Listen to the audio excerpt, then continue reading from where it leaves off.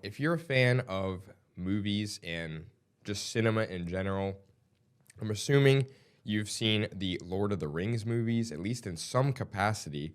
Well, they're great news for fans of the franchise because this year marks the 25th anniversary of the Fellowship of the Ring, which was the first one in the trilogy.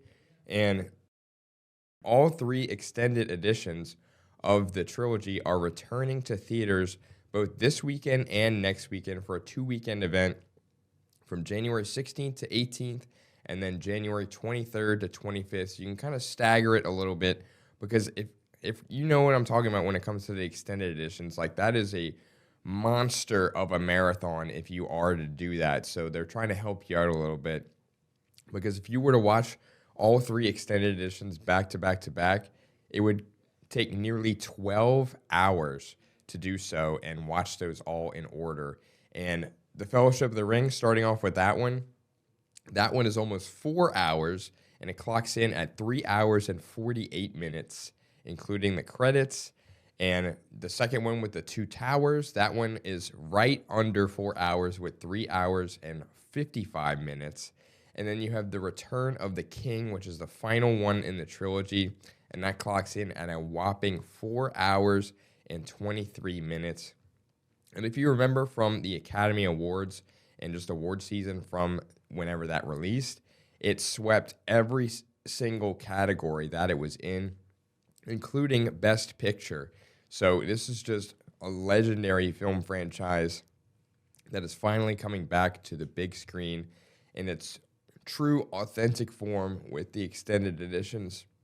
And as far as the future of the franchise, there actually is a new movie that is being planned and developed at the moment, and that one is called The Hunt for Gollum, and it is scheduled to release in 2027, and it is set before the events of The Lord of the Rings, but after the events of The Hobbit, and it's kind of this in-between of The Lord of the Rings and The Hobbit.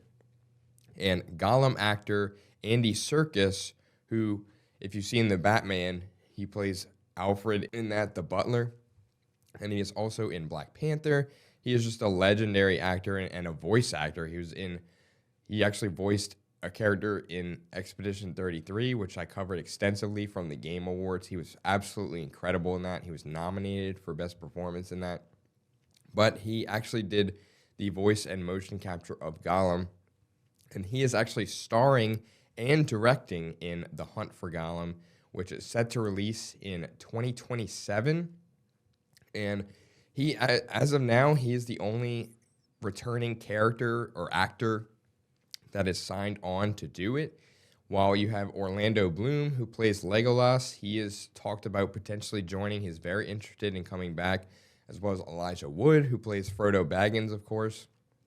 And then the character of Aragorn, who is played by Viggo Mortensen. They have all expressed interest in returning to the franchise.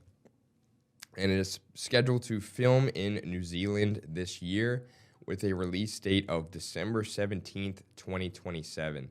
So be on the lookout for that. I'm sure it's very, very exciting.